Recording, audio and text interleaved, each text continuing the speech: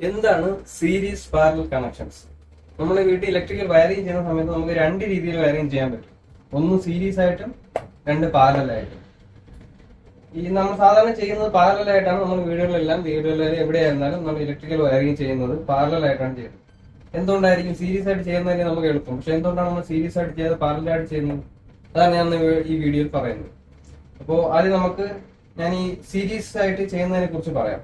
അതിനുശേഷം എന്തുകൊണ്ടാണ് പാരലലായിട്ട് ചെയ്യുന്നതെന്ന് പറഞ്ഞിട്ട് പറയാം.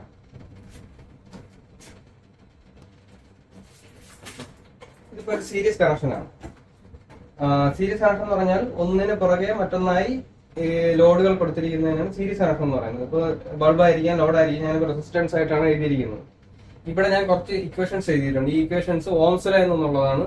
V is equal to IR. V എന്ന് പറയുന്ന വോൾട്ടേജ് ആണ്. വോൾട്ടേജ് കണ്ടുപിടിക്കാനുള്ള ഇക്വേഷൻ ആണ് I ഇൻറ്റു R. I എന്ന് പറയുന്ന കറണ്ട് ആണ്, R എന്ന് പറയുന്നത് റെസിസ്റ്റൻസ് ആണ്. അത് ഞാൻ വഴിയെ പറഞ്ഞുതരാം.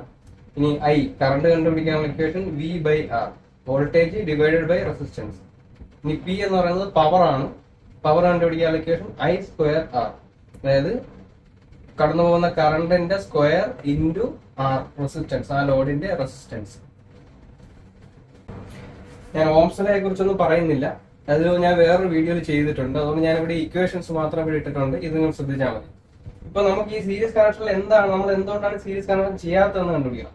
അപ്പൊ എന്താണ് ഇതിന്റെ പ്രശ്നം? എന്തെങ്കിലും പ്രശ്നം ഉള്ളതുകൊണ്ടായിരിക്കുമല്ലോ ഈ സീരീസ് കണക്ഷൻ നമ്മൾ ചെയ്യാത്തത്, എളുപ്പമാണെങ്കിലും ചെയ്യാത്തത്. അതാണ് ഞാൻ പറഞ്ഞു തരുന്നത്. ഇവിടെ ഞാനിപ്പോ 3 റെസിസ്റ്റൻസ് എടുത്തിട്ടുണ്ട്. 20 ഓം, 30 ഓം, 40 ഓം. ഒരു എക്സാമ്പിൾ ആയിട്ട് എടുത്തിരിക്കുന്നതാണ്. ലോഡായിട്ട് കണക്കാക്കിയാൽ മതി, എന്തെങ്കിലും ലോഡായിട്ട്. ഇവിടെ ഞാൻ ഒരു 230 വോൾട്ട് AC സപ്ലൈ കൊടുത്തിട്ടുണ്ട്, ഇല്ലേ? ഇപ്പൊ ഇനി ഇവിടെ എന്താണ് സംഭവിക്കുന്നത് നമുക്ക് ആദ്യം അറിയാം. നമുക്ക് ആദ്യം അറിയേണ്ടതെന്ന് വെച്ച് കഴിഞ്ഞാല് ഓരോ റെസിസ്റ്റൻസ് കൂടിയുള്ള കറണ്ട്, ഇവിടെ എത്ര കറണ്ട് പോകുന്നു നമുക്ക്. അതായത് നമുക്ക് പവർ കണ്ടുപിടിക്കണമെന്നുണ്ടെങ്കിൽ കറണ്ട് വേണം. ആ എത്ര ആംപിയർ കടന്ന് പോകണമെന്നുണ്ട് എന്ന് നമുക്ക് അറിയണം. അപ്പൊ ആദ്യം നമ്മൾ കറണ്ട് കണ്ടുപിടിക്കണം. അപ്പൊ ഒരു സീരീസ് സർക്യൂട്ടിനെ സംബന്ധിച്ചിടത്തോളം അവിടെ കറണ്ട് സ്ഥിരമായിരിക്കും. അതായത് നമ്മൾ 3 റെസിസ്റ്ററിനെയും കൂടി ഒരു റെസിസ്റ്റർ ആയിട്ട് കണക്കാണ്. കാരണം ഇത് സീരീസ് ആണ്, അല്ലേ? അപ്പൊ നമുക്കിവിടെ ആദ്യം കറണ്ട് കണ്ടുപിടിക്കുന്നതിന് മുമ്പ് ആദ്യം ഇവിടുത്തെ ടോട്ടൽ റെസിസ്റ്റൻസ് എത്രയാണെന്ന് കണ്ടുപിടിക്കാം. ഇവിടെ ടോട്ടൽ റെസിസ്റ്റൻസ് എന്ന് പറയുന്നത് RT എന്ന് പറയുന്നത് R1 plus R2 plus R3 ആണ്. അപ്പൊ ഇവിടെ എത്ര വരും? 90 ഓംസ് വരും, അല്ലേ? ഇനി ഈ 90 ഓംസ് വെച്ച് ഇവിടെ എത്ര കറണ്ട് കടന്നു പോകുമെന്ന് കണ്ടുപിടിക്കണം. അതായത് കറണ്ട് കണ്ടുപിടിക്കാനുള്ള ഇക്വേഷൻ എന്താണ്? I is equal to V/R. V നമ്മളുടെ ഉണ്ട്, 230 വോൾട്ട് ഉണ്ട്. R എത്രയാണ്? 90 ഓംസ്.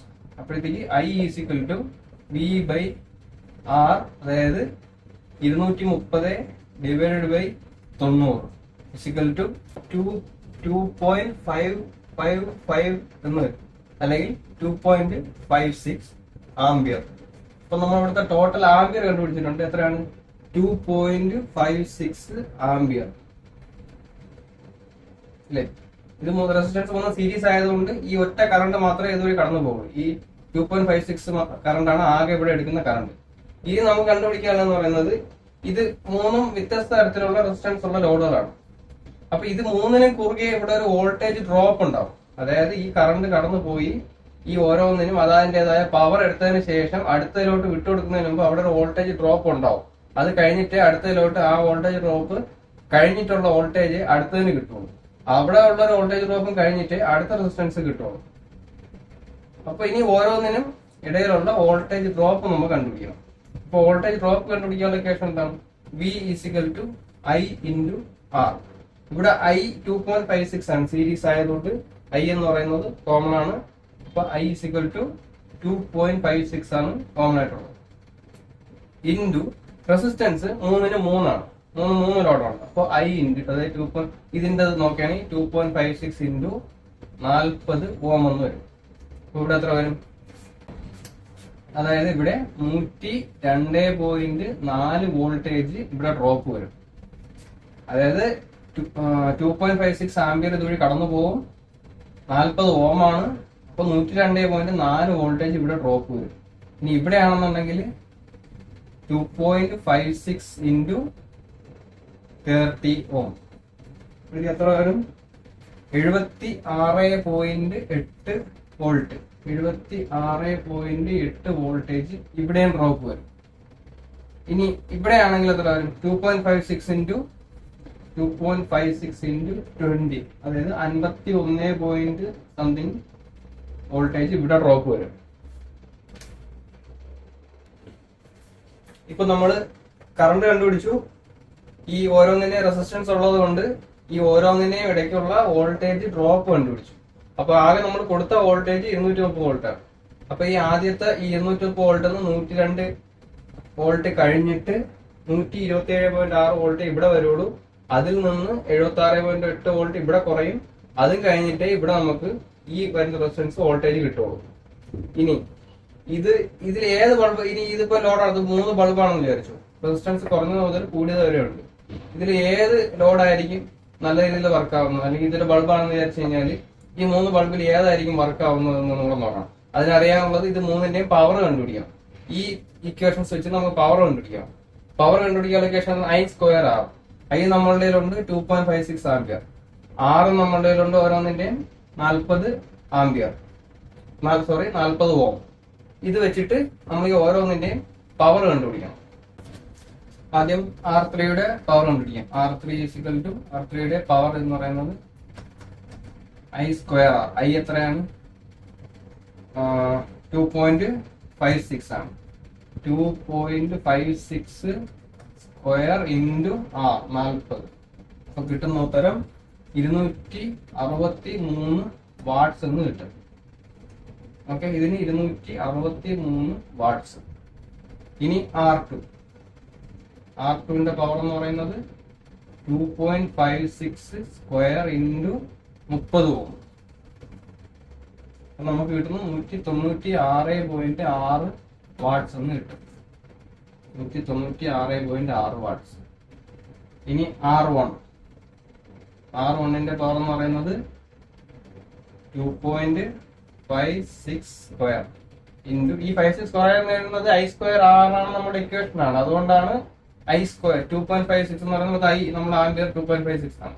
അപ്പൊ അതിന്റെ ഇരട്ടി ഇൻറ്റു റെസിസ്റ്റൻസ്. മനസ്സിലായില്ലേ? അപ്പൊ 2.56 ഇൻറ്റു 20 എന്ന് പറയുന്നത് 131 വാട്ട്സ് വരും. 131 വാട്ട്സ്. ഇപ്പൊ ഇവിടെ നോക്കി, ഇവിടെ മൂന്നിന്റെ പവർ നമുക്ക് കിട്ടിയിട്ടുണ്ട്. 40 ഓം ഉള്ളതിന് 263 വാട്ട്സ് എടുക്കുന്നുണ്ട്. 30 ഓം ഉള്ളതിന് 196.6 വാട്ട്സ് എടുക്കുന്നുണ്ട്. 20 ഓംസ് ഉള്ളതിന് 131 വാട്ട്സ് എടുക്കുന്നുണ്ട്. അപ്പോൾ ഇത് നമുക്ക് മനസ്സിലാവും, ഇതിൽ ഏറ്റവും കൂടുതൽ കറണ്ട് പവർ യൂസ് ചെയ്യുന്നത് R3 ആണ്. അതായത് സീരീസ് കണക്ഷനിൽ റെസിസ്റ്റൻസ് കൂടിയ ഈ ലോഡ്, ഈ 40 ഓമിന്റെ റെസിസ്റ്റൻസ് ആയിരിക്കും ഏറ്റവും നല്ലതായിട്ട്, ലൈറ്റ് ആണെങ്കിൽ ലൈറ്റ് നല്ലതായിട്ട് കത്തുന്നത്, അല്ലെങ്കിൽ നല്ലതായിട്ട് വർക്ക് ആവുന്നത്. ഇത് കഴിഞ്ഞിട്ട് ഇങ്ങോട്ടുള്ളത് വാട്ട്സ് കുറവാണ്. അതായത് ഇങ്ങോട്ടുള്ളത് പവർ കുറച്ച് മാത്രമേ എടുക്കാൻ കൊണ്ട് പറ്റുള്ളൂ. കാരണം ഇവിടത്തുള്ള വോൾട്ടേജ് ഡ്രോപ്പ് കാരണം ഇങ്ങോട്ട് കുറച്ച് വോൾട്ടേജ് കിട്ടത്തുള്ളൂ. അത് കാരണം ഇങ്ങോട്ടുള്ളത് വളരെ ചെറുതായിട്ടേ വർക്ക് ആവുള്ളൂ. അല്ലെങ്കിൽ ഇവിടെ ലൈറ്റ് ആണെങ്കിൽ ലൈറ്റ് ഡിം ആയിട്ടേ വർക്ക് ആവുള്ളൂ. അപ്പൊ സീരീസ് കണക്ഷൻ ഉപയോഗിക്കാത്തതിന് ഒന്നാമത്തെ കാര്യം അതാണ്. എല്ലാ ഉപകരണങ്ങൾക്കും പവർ ഒരേ കണക്ക് ഉപയോഗിക്കാൻ കിട്ടില്ല. അതിന് എത്രയാണോ പവർ വേണ്ടത് അത് ഉപയോഗിക്കാൻ കിട്ടില്ല. രണ്ടാമത്തെ കാര്യം എന്ന് പറയുന്നത് നമ്മൾ ഇതിന്റെ സ്വിച്ച്, അതായത് കൺട്രോൾ ചെയ്യാനുള്ള ബുദ്ധിമുട്ടാണ്. ഇപ്പൊ നമ്മൾക്ക് ഇതൊരു ഫേസ് ആണ് ഇങ്ങനെ കയറി പോകുന്നതെങ്കിൽ, ഇത് ഫേസ് ന്യൂട്രലാണെങ്കിൽ നമുക്ക് ഇവിടെ ഒരു സ്വിച്ച് വെക്കാനായിട്ട് പറ്റും, അല്ലേ? ഇവിടെ ഒരു സ്വിച്ച് വെക്കാൻ പറ്റും. ഇവിടെ ഒരു സ്വിച്ച് വെച്ച് കഴിഞ്ഞാൽ ഈ 3 കണക്ഷനും കൂടെ വേണ്ടിയിട്ട് ഒറ്റ സ്വിച്ച് ആയിരിക്കും.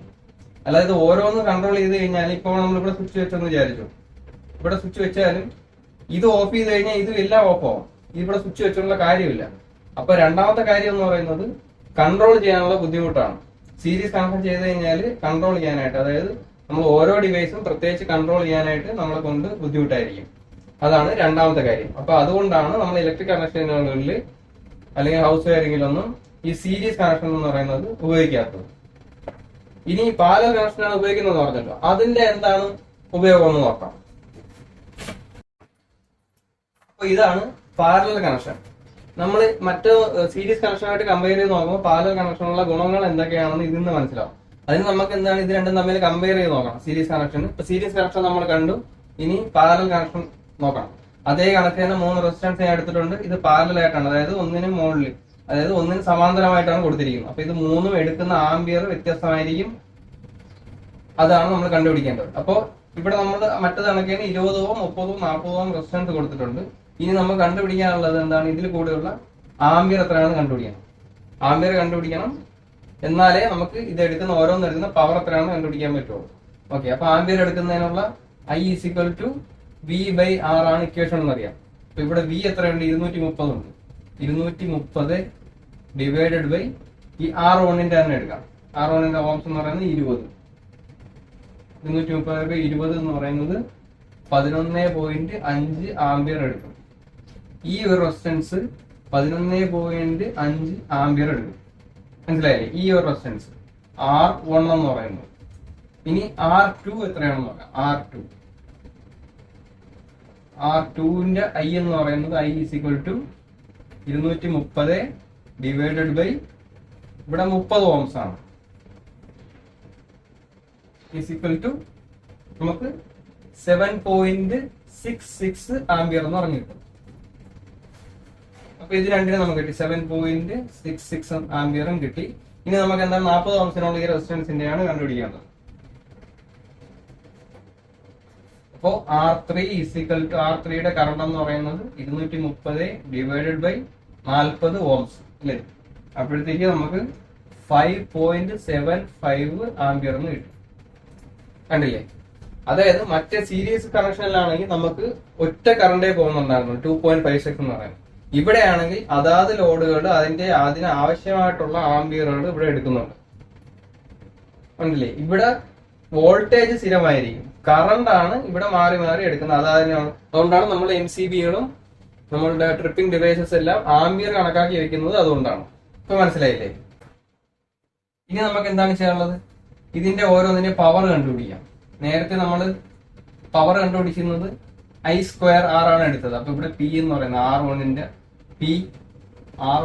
എന്ന് പറയുന്നത് I² R. അതായത് I² ഇവിടെ എത്രയാണ്?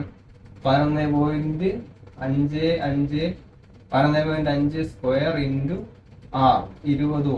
അപ്പൊ എത്ര വരും? 2645 വാട്ട്സ് എന്ന് വരും. ഈ 2645 വാട്ട്സ് എന്ന് വരും.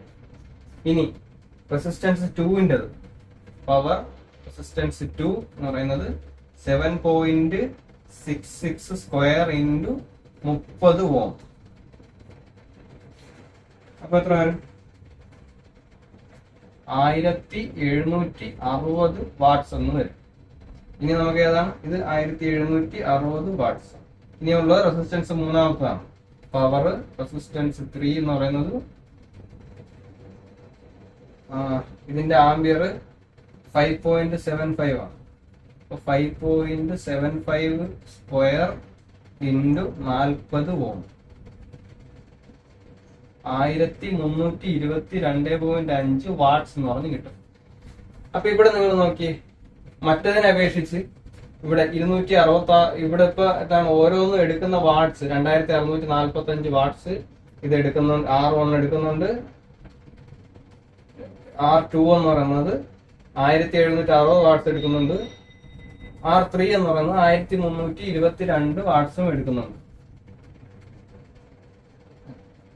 ഇത് നമുക്കൊരു കാര്യം മനസ്സിലാക്കാം. ഇവിടെ നമ്മൾ പാരലലായിട്ട് കൊടുക്കുന്ന ലോഡുകൾ അതിന് ആവശ്യമായിട്ടുള്ള എത്രയാണോ അതിന് വർക്ക് ചെയ്യാൻ വേണ്ടിയിട്ടുള്ള പവർ ആവശ്യമുള്ളത് അതിനനുസരിച്ച് അത് ആംബിയർ എടുക്കുകയും അത് കൃത്യമായിട്ട് വർക്ക് ആവുകയും ചെയ്യും. ഈ ഏറ്റവും വലിയ മെയിൻ കാര്യം ഇതാണ്. അതിന് എത്രയാണോ മെയിൻ കറണ്ട് എത്രയാണോ പവർ വർക്ക് ചെയ്യാൻ വേണ്ടി ആവശ്യമുള്ളത് അത് അതിന് ആവശ്യമുള്ളത് അതിനെ ആംബിയറായി എടുത്തിട്ട് കറക്റ്റ് ആയിട്ട് വർക്ക് ആവും. അതാണ് ഇതും സീരീസ് ആയിട്ട് തമ്മിലുള്ള ഏറ്റവും വലിയ വ്യത്യാസം. ഏറ്റവും നല്ലൊരു ഗുണം ഈ പാരലൽ സർക്യൂട്ടിനുള്ളതെന്നുള്ളത് ഇതാണ്. രണ്ടാമത്തെ കാര്യം ഇതിന്റെ കൺട്രോളിംഗ് ആണ്. ഇവിടെ നമുക്ക് പാരലായിട്ട് കൊടുത്തിരിക്കുന്നതുകൊണ്ട് തന്നെ ഇവിടെ നമുക്ക് ഓരോ ഡിവൈസിനും എന്താണ് നമുക്ക് സ്വിച്ച് കൊടുക്കാൻ പറ്റും. ഓരോ ഡിവൈസിനും കൺട്രോൾ ചെയ്യാൻ പറ്റും. മനസ്സിലായില്ലേ? ഇവിടെ സ്വിച്ച് 1 കൊടുത്തു, സ്വിച്ച് 2 കൊടുത്തു, സ്വിച്ച് 3 ഇവിടെ ഓരോ ഡിവൈസിനും കൊടുക്കാൻ പറ്റും. പക്ഷെ മറ്റേ സീരീസിലാണ് നമ്മൾ കണ്ടതിൽ എങ്ങനെയാണ് ഓരോന്നിനും കൊടുക്കാൻ പറ്റില്ല. ഒരു ലൈൻ കൊടുത്തു കഴിഞ്ഞാൽ അത് മൊത്തത്തിൽ കട്ടാവും. അങ്ങനെ അത് കൊടുക്കാൻ പറ്റുള്ളൂ. അപ്പൊ എന്തുകൊണ്ടാണ് പാരലലും സീരീസ് ആയിട്ടും തമ്മിലുള്ള വ്യത്യാസം, എന്തുകൊണ്ടാണ് പാരലൽ ഉപയോഗിക്കുന്നത് ഇപ്പൊ മനസ്സിലായി കാണുമല്ലോ അല്ലേ? ഈ ഇക്വേഷനുകൾ ഓർത്ത് വെച്ചേക്കണം. ഇത് ഓംസ് ലോയിലുള്ള ഇക്വേഷൻസ് ആണ്. ഈ ഇക്വേഷൻസ് വെച്ചിട്ടാണ് നമുക്ക് ഇതെല്ലാം കണ്ടുപിടിക്കാൻ പറ്റുന്നത്. ഇത് ചിലപ്പോൾ ഡെയിലി ഉള്ള വർക്കിന് അത് ഉപയോഗപ്പെട്ടില്ലെങ്കിലും എവിടെയെങ്കിലും നമ്മളെ മോട്ടോർ എന്തെങ്കിലും ഒരു ആവശ്യത്തിന് അത് ഉപയോഗം വരും. അപ്പൊ ഈ സർക്യൂട്ട് ഈ ഇക്വേഷൻസ് നിങ്ങളൊന്ന് ഓർമ്മിച്ച് വെച്ചിരുന്നാൽ മതി. ഇതെന്താണ് എന്താണ് ഇതൊക്കെ എന്നുള്ളതിന്റെ ഓംസില എന്നുള്ളതിന്റെ വിശദമായ വിവരം ഞാൻ വേറൊരു വീഡിയോയിൽ ചെയ്തിട്ടുണ്ട്. അത് നോക്കിയാൽ മനസ്സിലാവും. അതിന്റെ ലിങ്ക് ഞാൻ ഇവിടെ കൊടുത്തേക്കാം. ഓക്കെ.